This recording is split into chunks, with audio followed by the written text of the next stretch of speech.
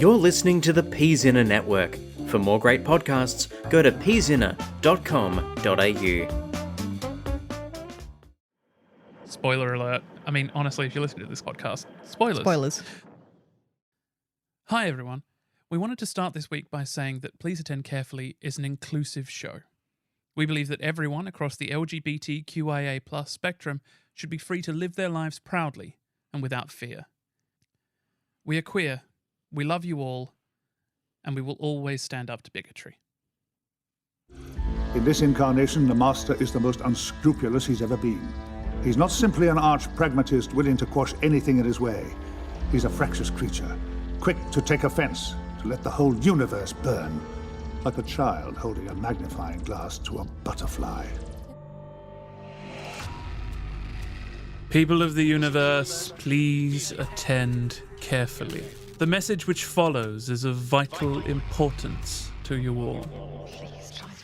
We present to you a case study of one of the most dangerous minds in the universe. A history of the lives and times of the renegade Time Lord known as the Master. The Master. Call me Master. The choice is simple. Join us and continue listening, or face total annihilation. Listen.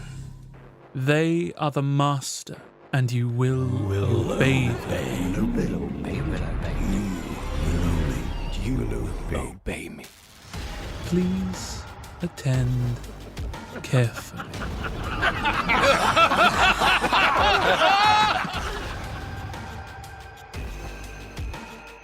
Hello and welcome to Please Attend Carefully, the Doctor Who podcast about the most magisterial of malefactors. I'm Ciarán Moffatt. And I'm Amber Patrick. And each week we bring you a chapter from the lives and times of the renegade Time Lord known universally as the Master. This week we will be looking at 4 Big Finish audio dramas, which make up the entirety of the Inventor Master. Due to some beliefs held and espoused by the actor who plays the Inventor Master, we have made the decision to approach all 4 of these stories at once, purely in the interest of completion. We will not be mentioning the name of the actor who plays the Inventor Master, nor will we be using any audio clips that feature their voice. We want to make absolutely clear that we do not in any way condone or support bigotry towards any member of the LGBTQIA+ community. But we're going to try and move forward and have fun with this as best we can. Yes. So this character has obviously, a strong script and has relationships with other characters. There's still worth into looking into those aspects of this character. Yep, absolutely. So we have The Destination Wars, which is a 2017 story by Matt Fitton. We have The Home Guard, which is a 2019 story by Simon Guerrier. We have The Psychic Circus, a 2020 story by Stephen Wyatt. And Blood of the Time Lords, a 2022 story by Timothy X Atack. Given all of them, what are they about? So every story is the Inventor Master coming up against a different Doctor. Destination Wars is about the first Doctor and his companions landing on a planet that they think is 2003 Earth, but all the technology is far too advanced. And they soon discover that it's actually a space colony of the year 2003, space years after humans left Earth. And it is ruled by a mysterious man called the Inventor. Then we have the Home Guard, which is, in all honesty, like a World War II alternate universe fan fiction of all the characters living in a British village. In all seriousness, though, the Home Guard is about the Second Doctor and his companions seemingly trapped in some kind of alternate space that is like a World War II British village, and they're all members of the Home Guard. But then we find out that there is someone pulling the strings in the background. I wonder who it could be. The Psychic Circus is my personal existential hell that I felt like I was trapped in for 2 hours, even though it felt like it was my entire life that I was listening to this episode. It is about the Psychic Circus is... It is both a prequel and a sequel to the Seventh Doctor story, The Greatest Show in the Galaxy. Yes, the Master influences some traveling bohemian hippies to start a circus, which he then turns into a psychic circus, which he plans to use the psychic energy from to overturn the gods. The gods of Ragnarok. Yeah. And then we have The Blood of the Time Lords, which is about a library on Gallifrey. On one of the moons of Gallifrey. That some forbidden books are going missing, and there seems to be something going on. So the Fourth Doctor investigates, is put on trial for murder, but then discovers that the Master is actually behind it all, trying to build a parentheses clock. I hope you didn't mind my ad hoc approaches to the intros. I think we should loosen it up a bit. I'm liking it. Okay, so I should point out that you and I both listened to all of these audios over the past week, and we've both agreed to never ever try to listen to that many audios in a week ever again. You know, the hard thing is that the one of the hardest things about this show for us, I think, is going to be when Doctor Who starts feeling like work. Yeah. And that happened this last week, and I didn't like it. Yeah. So as I mentioned, I struggled with the Psychic Circus. It was the last one I listened to. And I just felt like I was trapped on the psychic plane watching the Doctor juggle for all eternity, and that I didn't remember a time in my life where I hadn't been listening to the Psychic Circus. I don't know why. It is so weirdly put together. Yeah. I feel like we should approach these in chronological order. Okay. We'll get to the Psychic Circus. Because the thing is, I was listening to it and I'm just like struggling to remember anything about The Greatest Show in the Galaxy because I haven't watched it in a while. And I'm just like, I mean, I remember the clown being a highlight in both of them, but we'll get there. Yeah. Okay. So the Destination Wars is, that is from the First Doctor Adventures with David Bradley, which is very, very cool. Yes, I really enjoyed hearing him do the audio version. And so this is volume 1, day 1. They've got David Bradley in to play the First Doctor after his amazing portrayal in The Adventures in Time and Space? Yes, An Adventure in Time and Space. This is long before he came back in Twice Upon a Time. They've got the whole cast from An Adventure in Space and Time, all of the actors who played the characters. Yep. But this is really, really interesting that they decide, like, they have a new First Doctor, because up until this point they've been doing the early adventures, which it still runs, where they get William Russell, who played Ian Chesterton, to play the First Doctor. Okay. I think it's William Russell. That's great, because then that's the same thing as like having Fraser Hines do exactly Troughton. what they did. Yeah. Okay. I really loved this story. But yeah, it's a great story. But someone at Big Finish went, right, we're getting David Bradley in to play the First Doctor. We're doing a whole new series of First Doctor stories. What do we have? First episode, first story? We want to give the First Doctor his first appearance with ostensibly the First Master. Yeah, at the time they did think that this Master was going to be the first one. It's changed now to be a bit more ambiguous. By the time we get to Blood of the Time Lords, there's a few lines from the Fourth Doctor that'll muddy the waters. But right now, back here, yes, this is Hartnell's number 1, Inventor's number 1. Yep. Barbara, this man opposes all I hold dear. He is the worst of our people, a very poison to the cosmos. And he calls himself the Master. So yeah, it's interesting. And it's one of those things of like, we've mentioned before, you get crumbs of lore when you watch an episode. You're begging for scraps of information about this character. Please, this sir. one and Blood of the Time Lords are just like, lore. And you're like, oh my God, I'm eating so well. Like, where did all this come from? Suddenly you're just giving me... Yes, Doctor Who fans are eating well tonight. They are. Like, you're giving me Academy era info. Yeah. We're hearing about them as kids. What?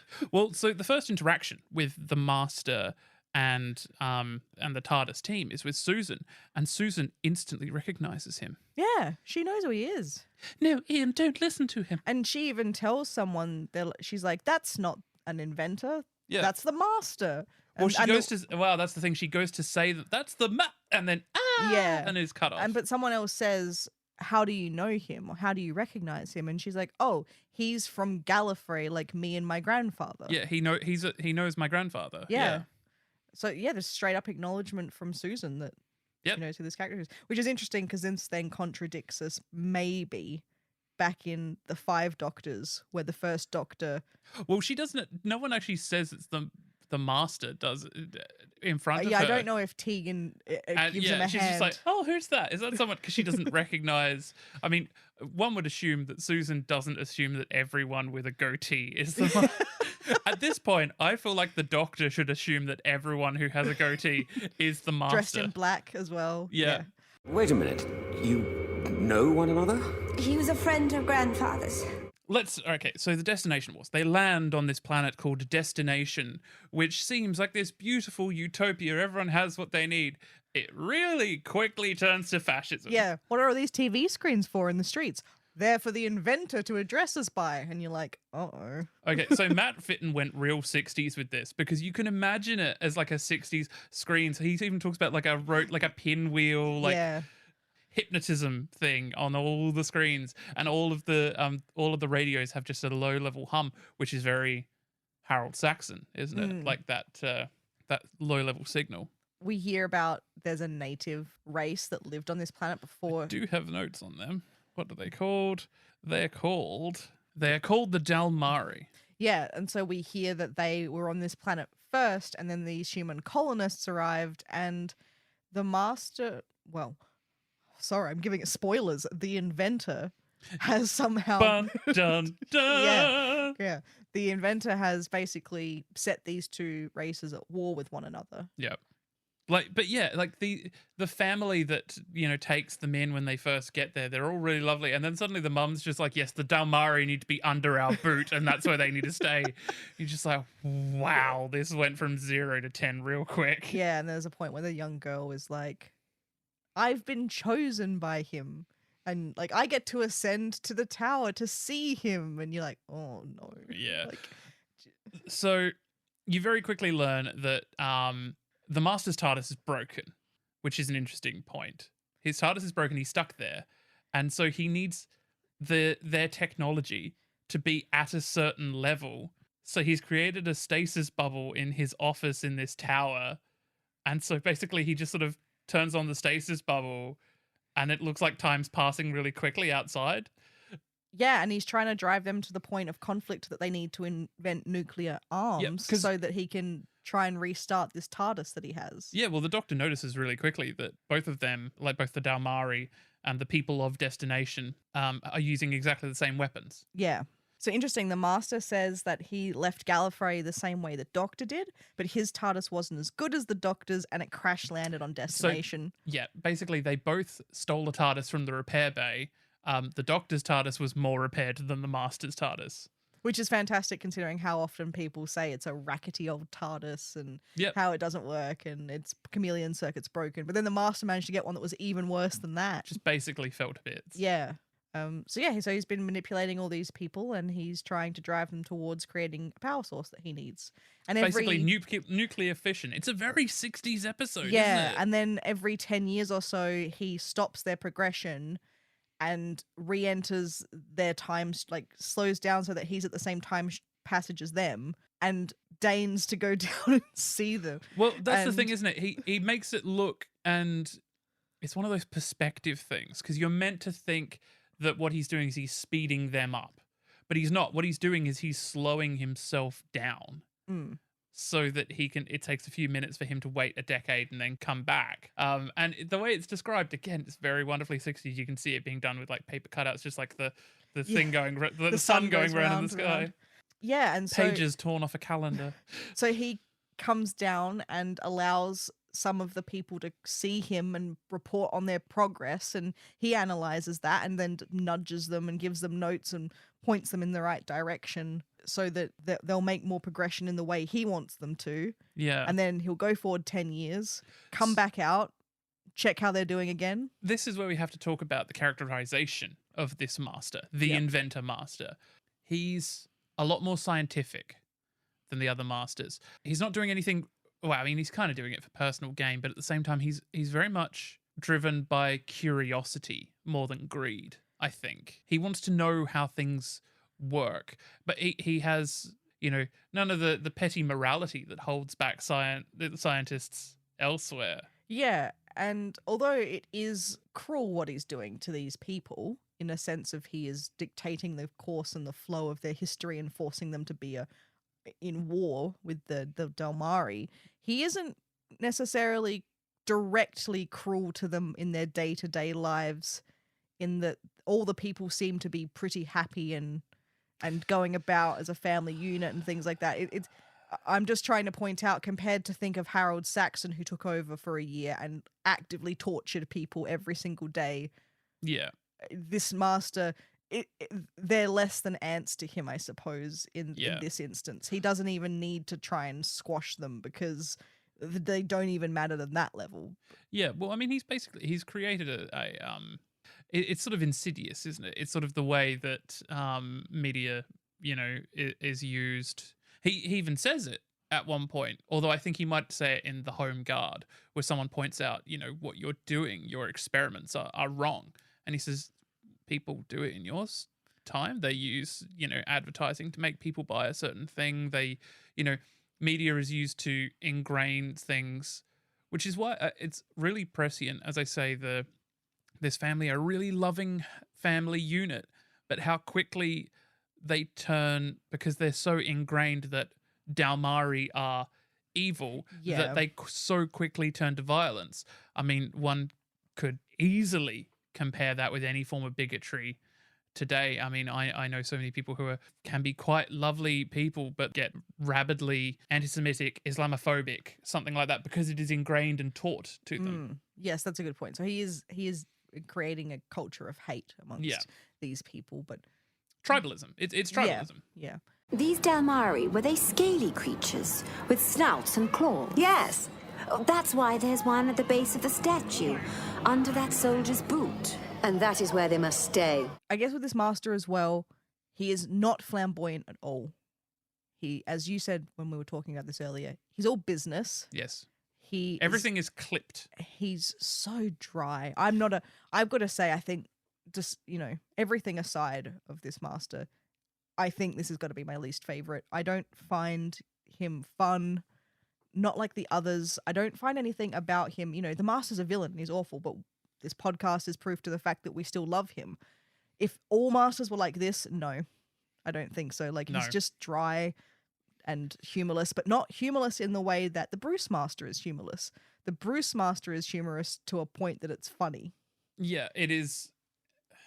Yeah, there's still something pulling you along there. It's interesting, the characterization changes when we get to Blood of the Time Lords, which I think we'll definitely delve into, because I think, despite the fact that it is the same actor playing the role, it is a completely different master. Yeah, definitely.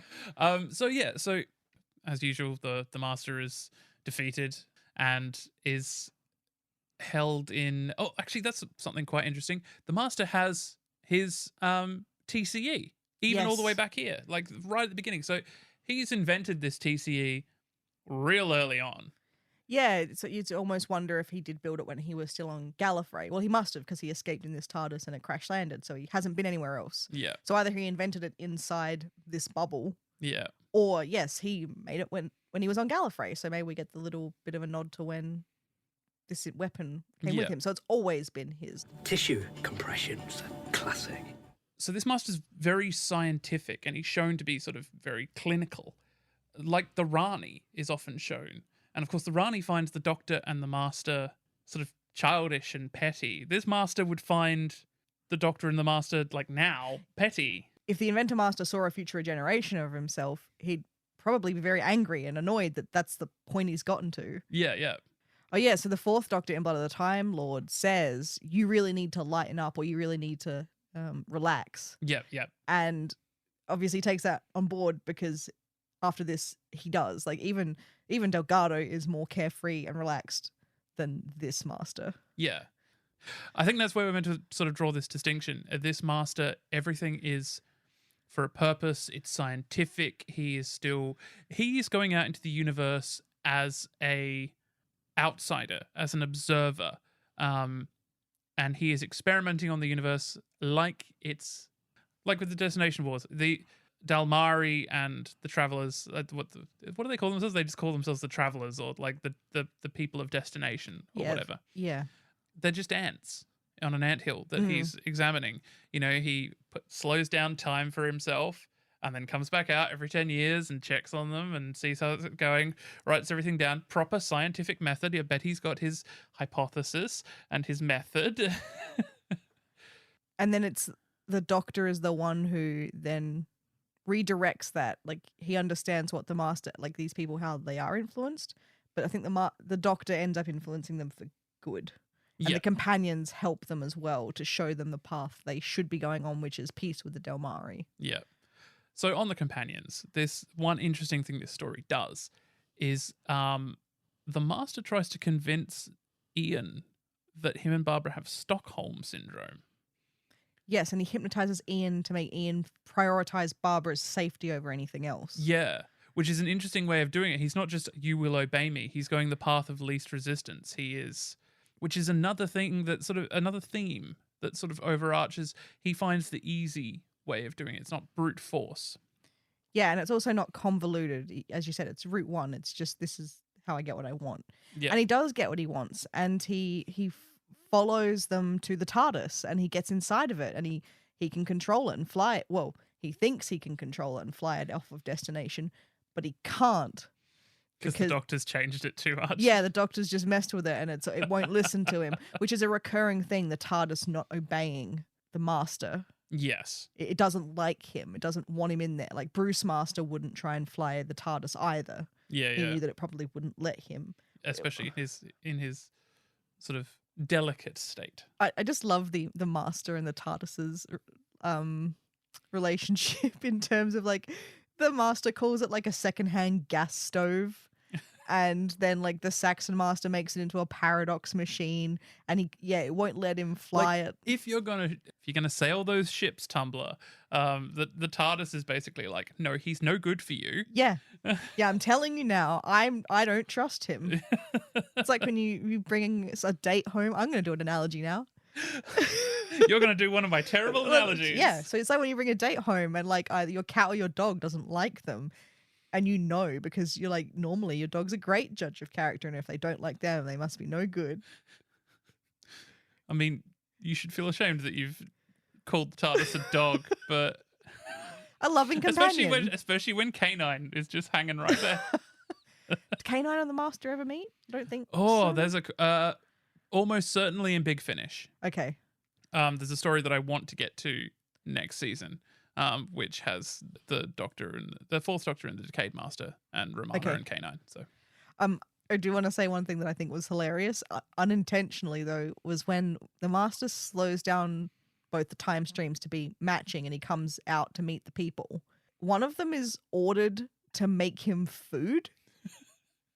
Like he's like a peckish coming out of stasis after he's been there only like 10 minutes. Yeah, it's only been 10 minutes since somebody else was brought in to make him a snack, but now he's hungry again. Ravenous. I don't know. I don't know I'm why. so hungry. It's just a really funny thing. Like, you've been selected to bring food. Why? He doesn't need it. What if you selected someone who was really terrible at making food? Cheese on toast. Yeah, but that's this master is so dry and yeah, like just protein paste. Yes. Yeah. This is the thing about this master. There's a total lack of joie de vivre. Yeah, no style, doesn't style it out, doesn't bring any drama, doesn't dress for the occasion. No, although, look, I want to know whose idea it was to have a suit with one lapel and that lapel being a contrasting color. And also, I want one. If you can make Ciarán's dream come true, email us at pleaseattendcarefully@gmail.com. Please. Okay. Right. So I think we've covered the Destination Wars. Goodbye, or should we say au revoir? It's a good story. I like this idea of, a humanoid people who have landed on this planet that is already inhabited by another alien species and then basically being forced into a war with them by the Master. I really liked that plot. But I don't think I liked it enough to have exactly the same plot in the Home Guard. Yeah. Yeah, this story was, when I listened to it, just thinking like, this isn't the same thing again. Because so the Home Guard is they all believe it's the second Doctor and his companions, and they all believe that they are members of the Home Guard in the UK. I suppose we're meant to believe that. Yeah. So it's meant to be. So for anyone not familiar, during the Second World War, those who weren't able to go and fight for Britain on the front comprised the Home Guard. So these were people who were essential workers, who had to stay in Britain, people who were too old to be in the war, or people who were injured or possibly even too young. So the Home Guard was designed to be Britain's last line of defense. If the Nazis made it to Britain, if they set foot on British soil, the ordinary working people would be organized enough and trained enough to fight them off. Don't we see it in the series 3 with Family? The boys in the school Yes. are being trained to shoot rifles and reload Yes. as a form of Home Guard. That was before the First World War, but the same principle, yes. Yes. Who's standing firm in our own front yard? The soldiers of the old Home Guard. So they're in this village. They all think they're part of the Home Guard, but something is wrong. Obviously, we know because Polly and Jamie are in a relationship. not Ben and Polly. Yes. And Ben's a returning serviceman from the Navy. Yeah, well, he and- was a sailor when he first met the Doctor, I think. Yeah, but presumably he's been fighting in this war Yeah. away from all of them. So something has happened where he's been separated from them, but he's back now. Ben! Dear Ben! You've come home to us! She threw her arms round him, which was awkward with a rifle in her hand. The Doctor is the head of the Home Guard, which I love the way that is described. So this is a sort of hybrid audio story. So Big Finish have their line, which are the chronicles, which are sort of narrated with extra voice acting, and then there's the adventures, which have full cast. This is technically an adventure, but it sort of falls somewhere in the middle. The narration by Annika Wills is really lovely. She really sets a mood for really it that I does. think would have been lost maybe without her describing the mist in the air and the actions the characters take being described to us so you can clearly see. I don't think so. They come home from a Home Guard meeting and they go into the cottage that they live in and basically just T-pose. Yeah. Like they just are standing in a void doing nothing. I think what's interesting about this story is the fact that for at least the first 2 episodes, all of the main cast, they have no idea that they're in this situation. They have been hypnotized or mind controlled, and like you're thrown. It's another one of those wonderful examples of like you're watching in horror because you know something awful is happening. There's all these wonderful little visually described cues, like the fact that there's technology all over the place. Like when they close the gate, there's like a electric receiver on top of it that starts blinking, and there's cameras everywhere in this early 40s village. And the TARDIS is mentioned. It's on the street with hazard tape around it. Yes, the TARDIS, that's a great visual, just hearing that the TARDIS is there but surrounded by the tape. As they went, they passed a street corner on which stood a battered police box. Hazard cones had been placed round it. A sign said, "Official notice, danger." They didn't spare it a glance. Because you know that something is wrong when you're listening, but they're all safe, seemingly, so you don't know what is going on with them. Yeah. They just seem to think they're other people. But then it's when we get them going into the cottage and there's nothing in there and they just stand in there motionless that you realize that something is actively controlling their every move, basically. And then we start to hear that the Master is puppeteering them, basically. Yeah, it's interesting that he's given them these roles. Like, the Doctor has been made the head of this Home Guard platoon, but the Master is trying to get Jamie and Polly to sort of get rid of him, to nudge him out. He's trying to pit them against him. He's trying to make him seem like he's a traitor informing on them to the other side. Yeah, which is interesting. Like, one wonders why the Master put him in that position, if that was what was going to happen. There's some really fun bits of, like, you can tell that they're all controlled, but some parts of them are trying to get out.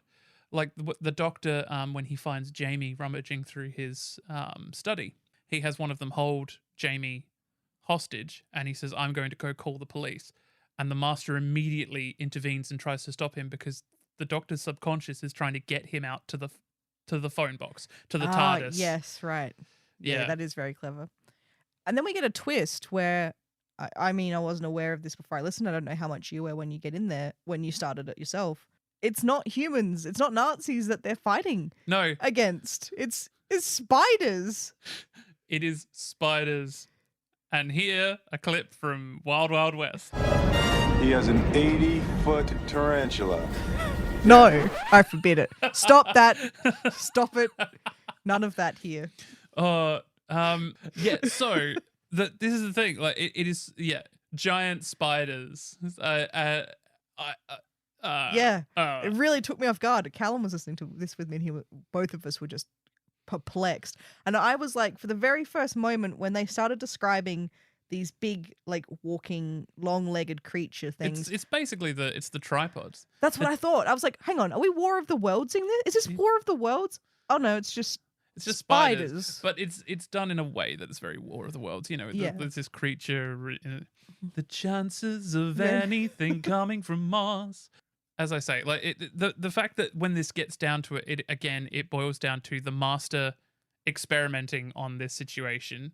I mean, I love the mind control. I love them, like him doing the whole home guard thing. And of course, you find out that that's because the settlers decided to leave Earth, land on another planet, and they just wanted to cosplay 40s. They were just like, we want the 40s because it was simpler then. So bizarre. Like, it's a planet of recreationists for 40s home guard stuff. Well, they weren't doing the home guard. He introduced the home guard thing because, and this is what it came down to. It was like the aliens, not the aliens, the inhabitants of the planet were fine with them being there. They did not mind at all.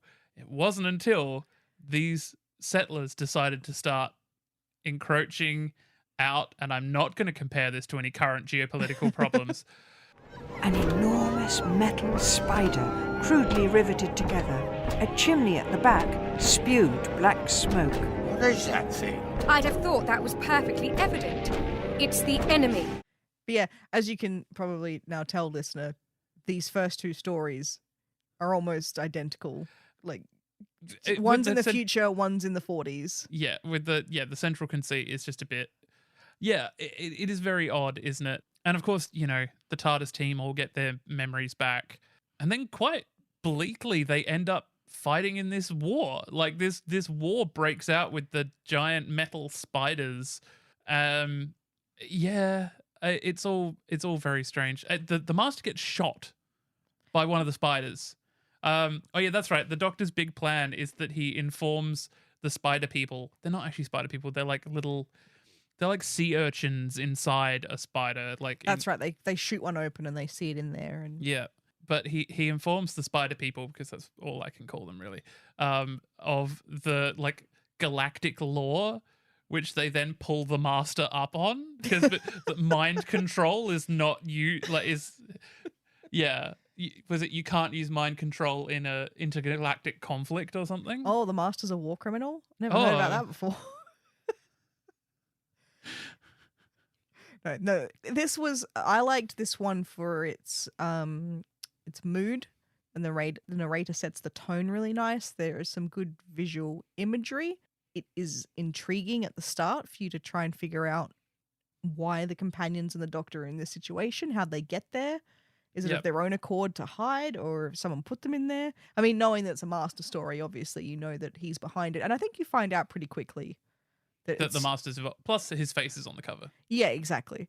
It was a quaint. I'm going to call it a quaint story. It is a quaint story. I mean, look, highlights in it are Fraser Hines' performance as Patrick Troughton.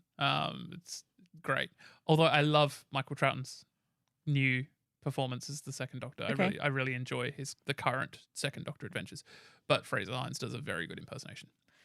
He likes to be known as the Master. You two know each other? Oh, of old.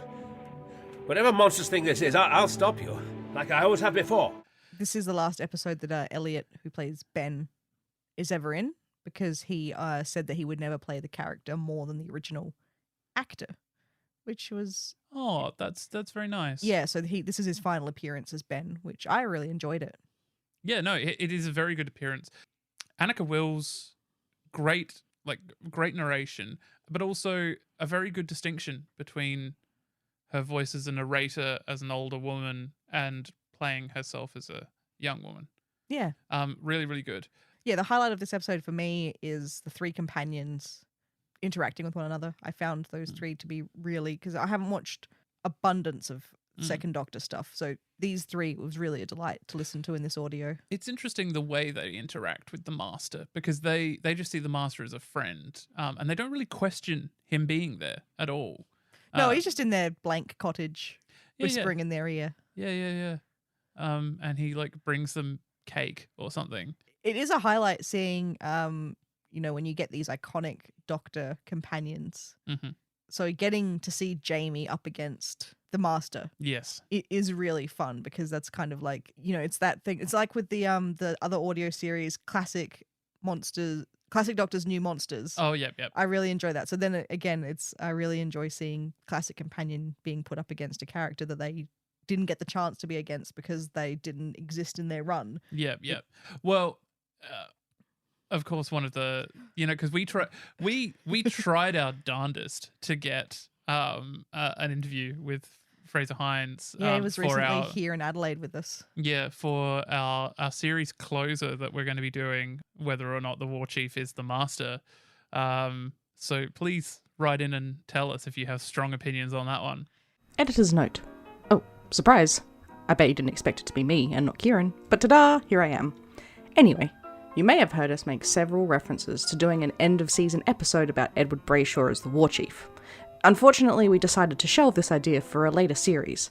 We want to spend more time on it and research the idea further, so although you won't hear it in series 1 or 2, we assure you it's something we're working on. Okay, back to the episode. Yeah, so, that's the question I guess we'll be looking at later. Is this Jamie's first appearance alongside the Master, or is it his second? Yeah, and also whether or not, because it's Simon Guerrier sort of hints in this that this could be a sort of lead-in to the War Games. Yes, he said he was watching the War Games just before he wrote this. Yeah. And he decided to write it maybe as a setup for how conceivably the Master could be the War Chief, but he didn't confirm. Yeah. That because he wasn't allowed to everything has say to be that. left ambiguous in Doctor Who where the Master is concerned. I gather there's going to be quite a court hearing with you as the star. In other words, Sunshine, you're nicked. The Master that is being played there, the Inventor Master, is still very much the same. Everything is results driven. There's no joy taken in anything they're doing. We don't learn too much about him in this one. It's pretty standard. Just the Master shows up, executes a plan, and leaves. Yeah, and then of course we go into the Psychic Circus, which is So this is interesting, like jumping all the way forward to the 7th Doctor. Yes, I have one note about this episode. You have one note about it. Weaponized kites. Weaponized kites. Okay, so that's from The Greatest Show in the Galaxy. Okay, Amber has not seen The Greatest Show in the Galaxy. I haven't watched it in a while. I was going to watch it last night, but honestly, it just felt too much like work. Yeah,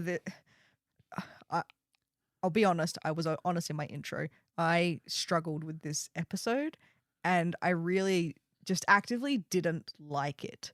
It just felt so continuous, and it felt like we just went over the same ground. Yeah, constantly.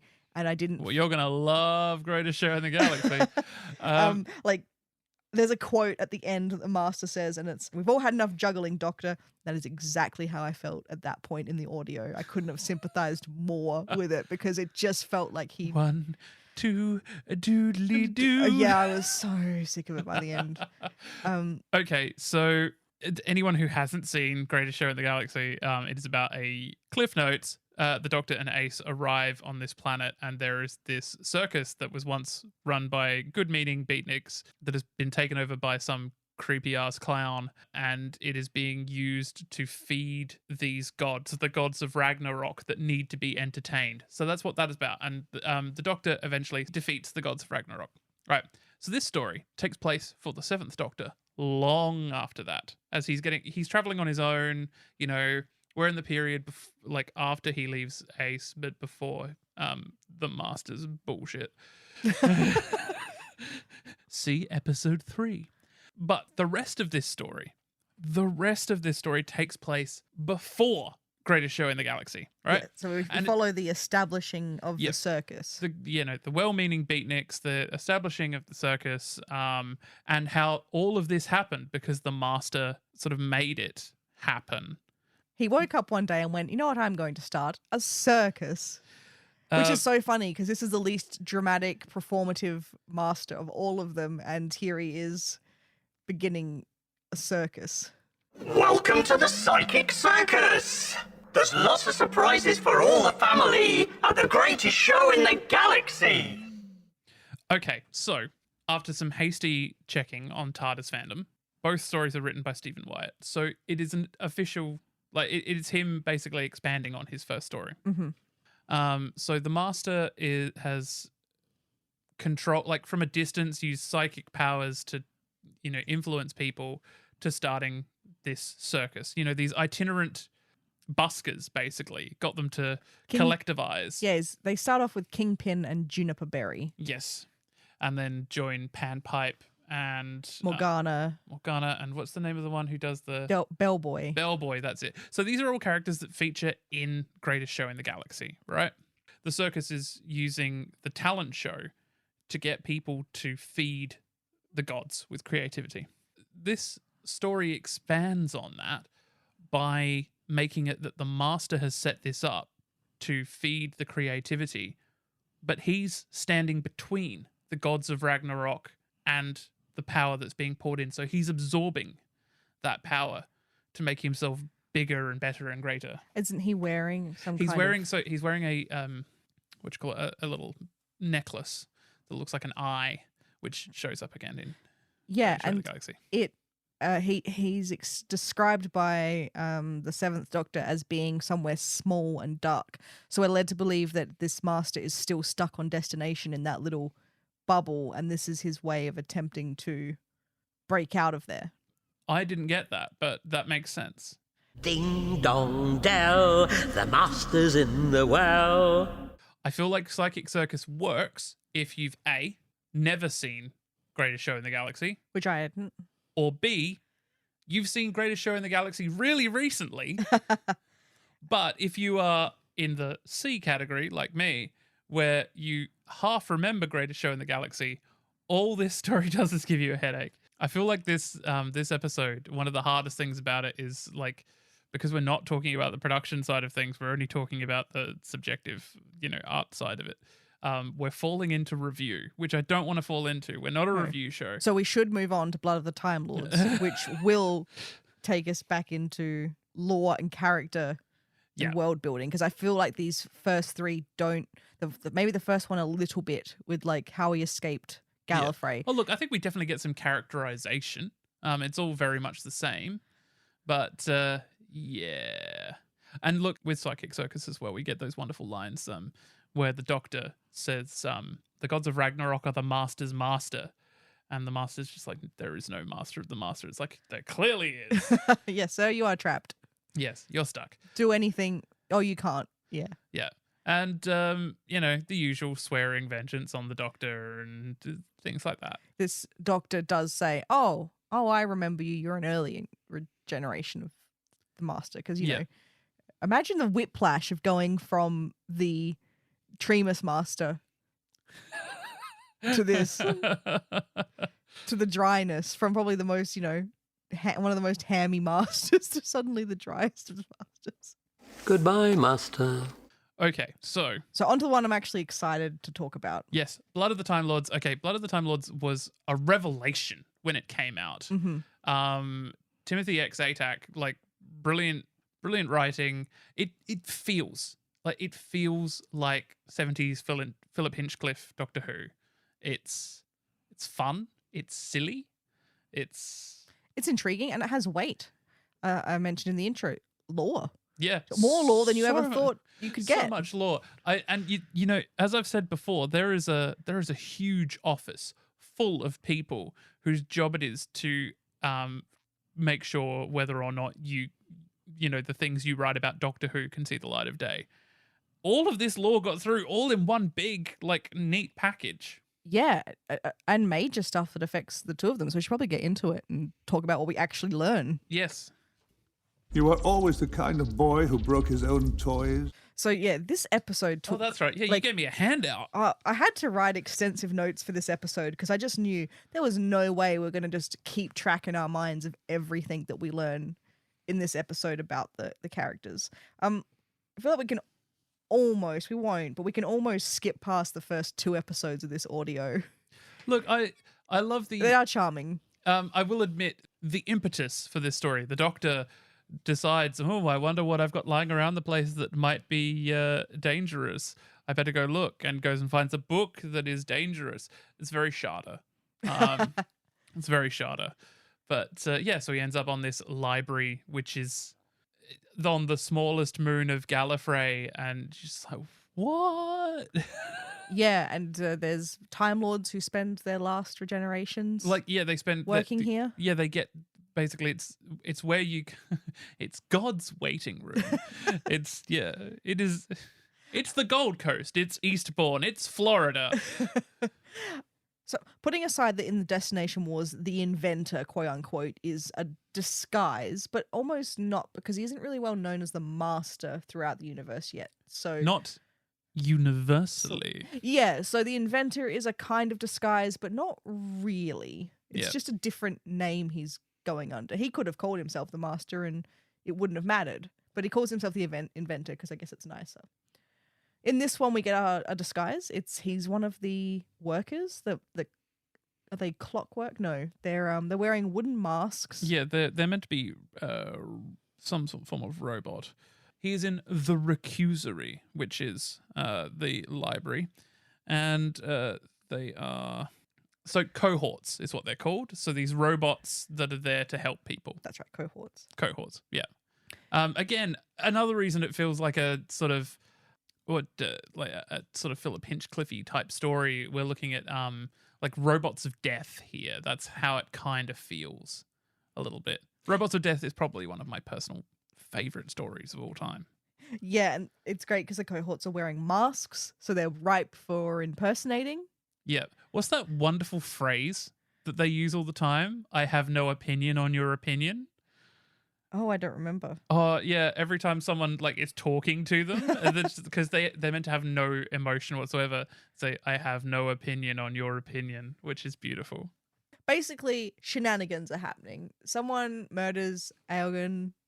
That's not right. I know. I really should. I wish now that was the title of our podcast. Shenanigans were happening. Shenanigans are happening. I stand by that. Yes. Aelgin. He's murdered. He's by a murdered. cohort, which is actually the last. Whoops. I believe. Anyway, they are murdered. It's voiced by Jane Slavin. So yep. So they're murdered by a cohort, which is actually the Doctor, the Master in disguise. Even this is great. Leave all this in. A fire starts. I mean, a fire never just starts.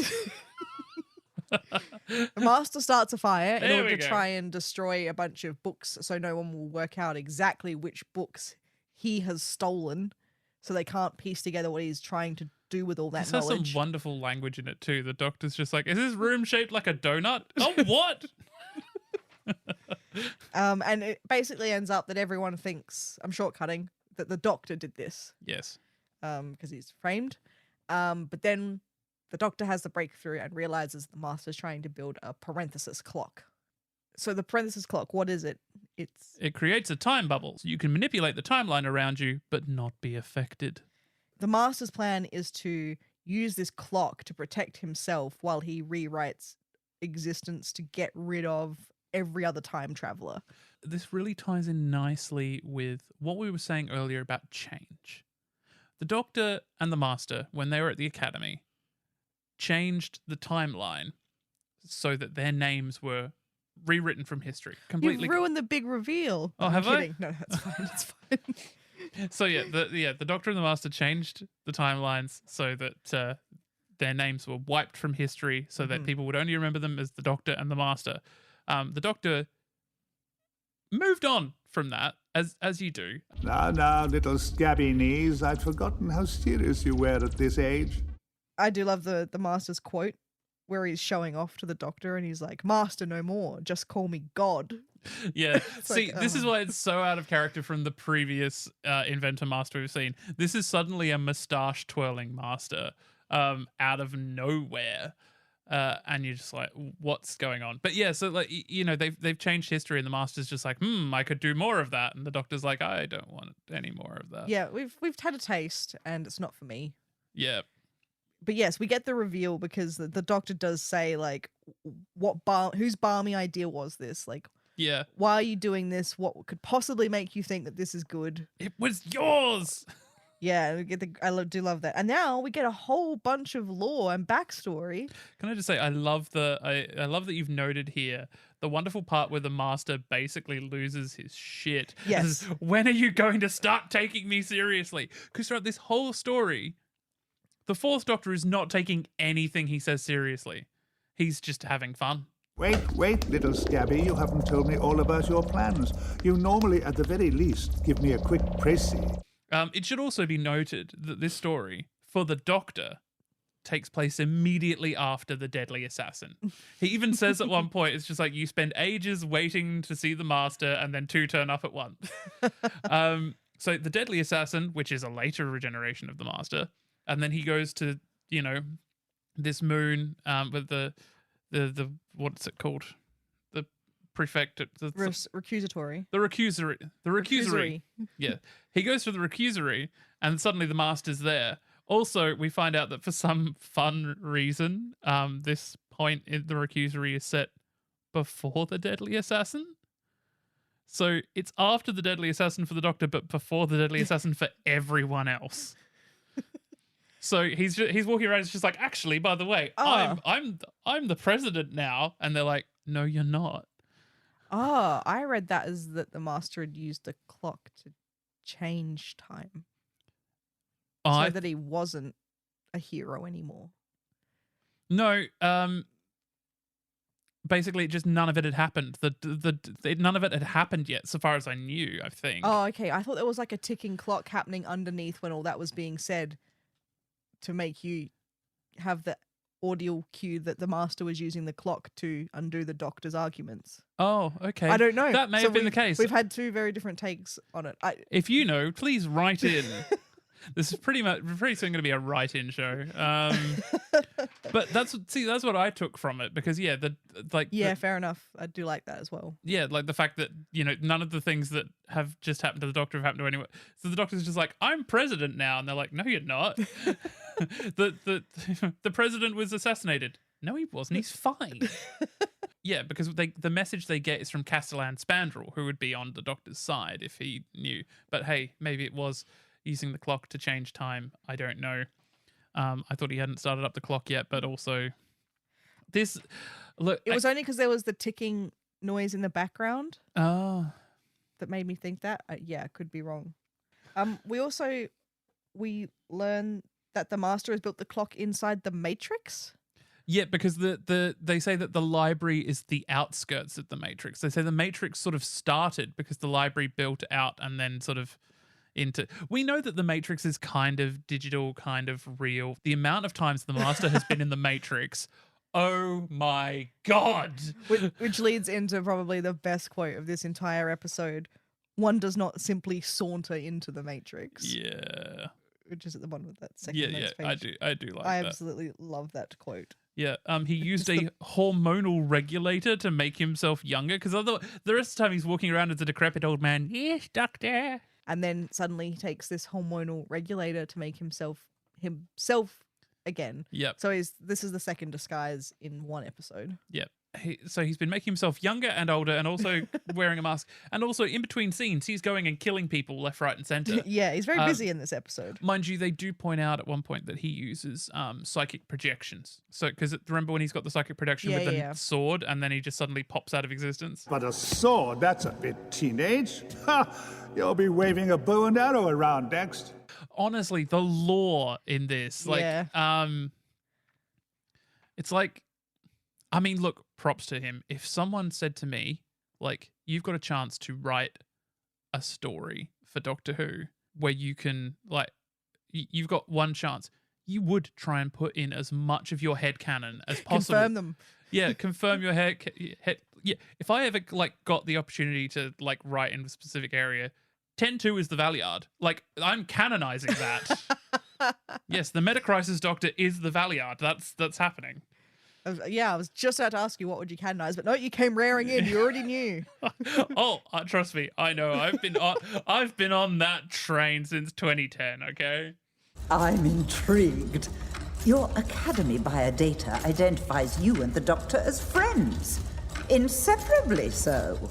So I'd like to really discuss the Academy era Doctor and Master, which we get a lot of info about here. Yeah. We get a lot of this information scattered throughout, but I tried my best to consolidate all my notes into a continuity order. Yeah. So the Master has an accomplice in this story, and turns out she was their teacher back in their academy days. Yeah, he has 2 accomplices in the end. Because the That's Codal Thark, which is not a name, it's a complaint. You've got a touch of the old Codal Thark, yeah. So one of them is his teacher. And she has, obviously drops in a lot of things to say about the 2 of them when they're at school. Played magnificently by Annette Badland, who played Slitheen. Oh, yeah, great. Margaret the Slitheen. Nice. So we find out that the Master was a teacher's pet. Yes. And the Doctor calls him that and takes great delight in calling him a teacher's pet. Makes sense. Yeah, of course. And we find out that the Doctor just didn't do anything at school and tried to program a robot to do his homework or something, I think they mention. Yeah. All things like that. We also get a weird thing that says the Academy biodata states that the Doctor and Master are friends, inseparably so, which I don't know what the Academy biodata interface or... Yeah, what are they? They're recording some very interesting... Love that we've got some biodata that suggests the 2 of you are inseparably close. And we also find out that the 2 of them had an argument when they're at the academy and that their kindergarten spat nearly wrecked the entire planet. Imagine getting this lore this far into, in an audio. This happened last year, guys. Yeah. This came out last year. Suddenly, I know that there are a lot of people who are really heavily into Academy era Doctor and Master. But here, I couldn't have imagined... I was excited when I listened to this and I was like, whoa, hold on, what? And then another sentence later, you get more. Yeah, I still remember listening to this. It's funny. I was listening to it in a food court, eating a burger. I had my headphones in and I'm just like, what? Well, my logic is he's less likely to kill you instantly. He is? Well, he'll want you to admire him first. Oh, that's for sure. Yes, you're probably right. We find out the main thing is the name experiment. So this is what it was when they used the clock originally. Yeah. This is some great jargon if you're ready. Can we create a perfect tactical pinpoint alteration of the timelines to wipe both our birth names clean and replace them? Perfect tactical pinpoint alteration. Power boosted open-ended transmat beam. Yeah, this is awesome. They basically wanted to get rid of their name so no one would remember but them, and then they succeeded. Which, if you're a Doctor Who shipper and now you know that the Master and the Doctor are the only people in the universe who know each other's names, that's fantastic. I'm pretty happy about that. Well, we do know, it depends on, we know that now. Yeah. River knows his name. Yes, which is fair. Yeah. But, for a long time, yeah. It just sort of confirms that back in the academy, the 2 of them were close enough that they was like, let's build a parenthesis clock together and let's try it. And you and I, that sounds like something you do when you're a teenager, right?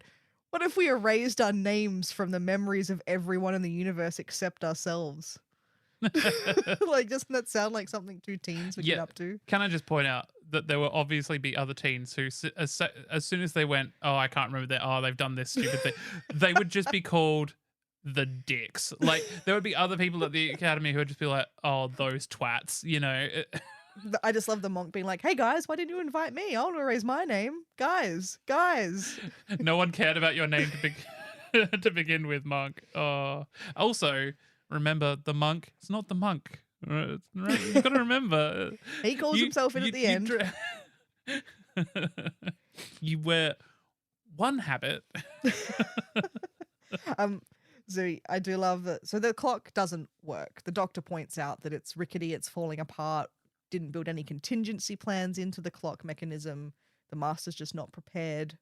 I guess it's great pointing out that when they were teens, they could do it together. Yeah. But now that the Master's trying to do it by himself, he doesn't have the careful, watchful eye of the doctor helping him to build it. Yeah. So it doesn't work. It just, the second he turns it on and really tries to get it going, it just falls apart. You know what? A point I would like to make about the Doctor and the Master. It's Amadeus. Like, how awful must it be for the Master, someone of extreme talent, to be existing at the same time as a genius savant? Like, the Doctor is amazing and effortlessly so, and it must frustrate the Master no end. Yeah. He is Salieri. The Master is Salieri. That's a great, I do like that comparison. Yeah, because like we said, the Master would win and does win if the Doctor doesn't show up. Yep. But just never does when the Doctor's there. Just can't seem to do it. Yes, ding dong, ding dong. Why are you telling me all this? Just think about it. If you succeed, I'll never know you beat me. I do love that as the clock's falling apart, the Doctor says, if you succeed, you'll never know you beat me. And the Master simply screams, you are insufferable at him. Yes. And that is the last we hear of this Master. Yes. The Doctor says the Master fell down deep into the dark of the reclusatory. He won't remember anything. Just completely erasing this adventure. But I do love the idea of the Master then coming up with the plan again, because he doesn't know he's done it once. Oh dear.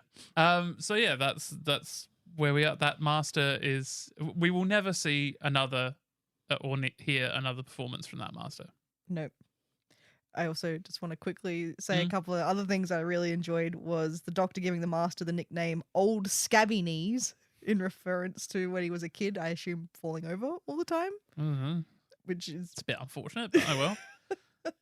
Says the Master was always the kind of kid who broke his own toys, which is... Again, this is just information I want in here because it's the kind of lore... I just want it on record. It's the kind of stuff that's like, what did we learn? Well, we're learning a lot about how the Doctor thinks about the Master when they were friends. Yeah. And the light-hearted fun that he's poking at him. He also refers him to a child holding a magnifying glass up to a butterfly. Aww. And this is also where the Doctor asks if this is the Master's second or third regeneration, thus bringing into intentional ambiguity the regeneration order again. We've really got to really hammer home that ambiguity. I mean, I think it's very easy to put it in... I think it's very easy for us to put it in within an order. I don't think we can say whether or not there aren't others that we haven't seen, but I think it's very easy for us to put it in an order. Yeah, we could put it in a tentative order and say, given everything we've learnt, this is the order. Yep. Taking into account that if Inventor is 1, 2, or 3, and we don't know exactly, yeah, we are, I'm going to go out on a limb here, completely blind to 4, 5, 6, 7, 8, 9, 10, 11. And then we could say potentially that maybe Delgado is 12. And then Decade is the final and 13th. Yeah. Okay. We're going to need to... We'll look into that. Yeah, we need to... I think a visual aid is probably needed. I'll get on Canva and I will do my best. I might be completely wrong there. Yeah, no. I think you've got a fair point. But yeah, we will get on to Canva and have a look. Okay, it's time to see if you were attending carefully. I mean, as much as I could. I tried to be kind. Complete the quote. Okay. If necessity is the mother of invention, then war is... its father. Yes. That's from the Destination. It is, yes. What planet did the Master get his hormonal regulator from? Oh, God. That's obscure. No, nothing. Clinum Delta. Clinum Delta, okay. You said you were writing down little... I was, but not the names of specific bloody planets. How do you deactivate the perception filter on the Master's TARDIS in Blood of the Time Lords? Oh, I know this. You know the bust of Rassilon? Poke it in the eye. Yes. Which is awesome. I love that that's how he does his control. Because I wrote that down because it's bust of Rassilon. Because I've been, ever since the Five Doctors, I've been cutting out everything that says the of Rassilon. Oh, we did get a description of the Master's TARDIS in this episode, and it's kind of like the movie TARDIS for the Doctor, in that it's all gothic and old looking, and they don't realize they're in it, I think, at first. Yeah. Which historical person do both the Master and the Doctor mention? Harry Houdini. Sorry. That's fine. I got that he actually mentions it in several of the stories. Yes, it's across like a bunch of them. Yeah. Because there's a bit where the Master goes, yeah, you're not the only one who met Houdini, Doctor. Okay, last question. How many trans characters have there been in Doctor Who? Oh, I mean, I'm going to feel bad if I get it wrong. I know, okay. So Yasmin Finney will be in it. Yes. Rebecca Root plays Tanya in the 8th Doctor Adventures. I will be kind and say that so there's 3 more, but I don't think you'll get one because I'm pretty sure she might only be in a novelization, but I still wanted to include her. Okay. I'm going to say I'm really sorry that I don't know, but I'm going to go find out now. I've got them all here, so I can tell you. So in the novelization of Rose, we get reference to Sally Slater, who is a friend of Mickey Smith. Okay. I have that book. I really should. I've not read it. There is a character called Vanessa who works for Torchwood. And then we have Calypso Jones, who is from the Lovecraft Invasion audio, but then became a reoccurring character in more episodes. I haven't listened to Lovecraft And then, Invasion. sorry, I just realized there is one more. Eleanor Blake, who is from Jabari Countdown audio story. There is just, one special mention, or maybe 2. Cassandra O'Brien, the moisturize me. Oh, Cassandra O'Brien, Delta 17. Yes. She once claimed she was a little boy to Rose, but she could be an unreliable narrator. It's not clear exactly what that means, but it was mentioned on the wiki, so I wanted to bring it up just in case. Cool. Also, although maybe not strictly coded and intended to be it, both the Doctor and the Master have changed gender both ways. Obviously, yeah. So we have characters that have been played by multiple gendered roles. Although, like I say, that's a personal headcanon whether you code them that way or you don't code them that way. Behind the scenes, there are 8 writers who have been trans for Doctor Who. Yeah. And there are 6 trans/non-binary actors working across a Big Finish and the TV show. But there could be more. That's not just non-binary. That's people who are trans/non-binary. So we have a very growing cast. Yeah, no, that's characters. Absolutely fantastic. I was so excited when I heard about Rebecca Root playing Tanya in the 8th Doctor. It's a brilliant performance. I mean, I love Rebecca Root and everything. Yeah, I remember because you were very excited and you told me about it. Yeah. I think I can't remember. One of the things I was watching recently, and I'm pretty sure it was probably Sex Ed because it's that sort of show. But Rebecca Root was in that, and I was just like, oh, yeah, that's fantastic. After all these years, I'm finally me. So first thing is, what did we learn? Sure. Well, we learnt a lot and also not a lot, but we learnt that the original Master fled Gallifrey in the same way that the Doctor did. However, his TARDIS crash landed. But we then get called into ambiguity about if he is the first Doctor or second or third. It's unclear. We learnt that he's had his tissue compression eliminator right from the start. We learned that he was trapped for a long time in the destination bubble, and we never actually quite see how he escapes there, but he does.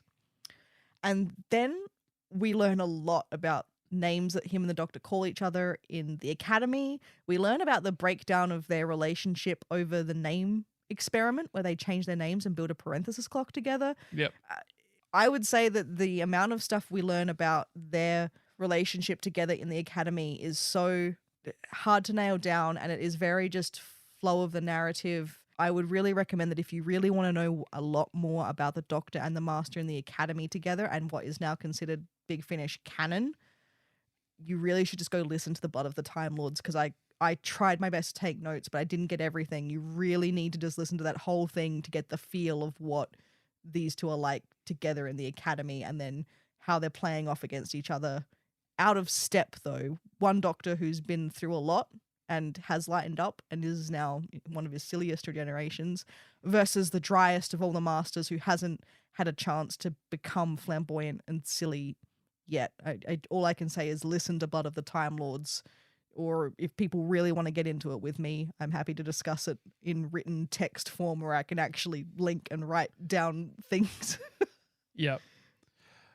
I suppose the other thing I want to ask, and I'm not sure, I'm not sure, what should we learn from all of this?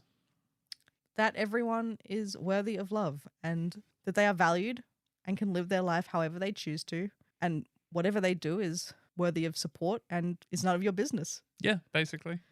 I think also when it comes to things like a community like this, when it comes to a show like this, it's more than one person. It is so much more than one person, and we can't let one person fuck it up for the rest of us. No.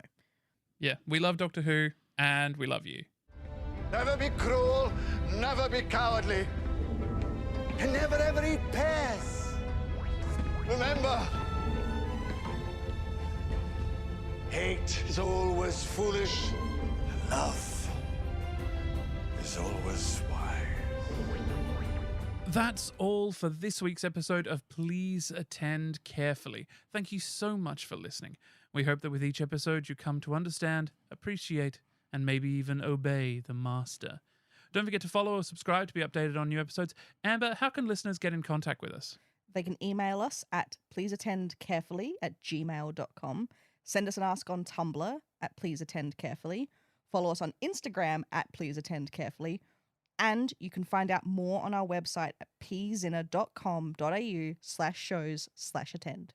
That's right. As of this series, you can also find our episodes on YouTube, and we now have a Patreon featuring exclusive subscriber content with tiers starting at just $2. I've been Ciarán. And I've been Amber. We hope you'll be tuning in. After all, it can't hurt you to listen, can it?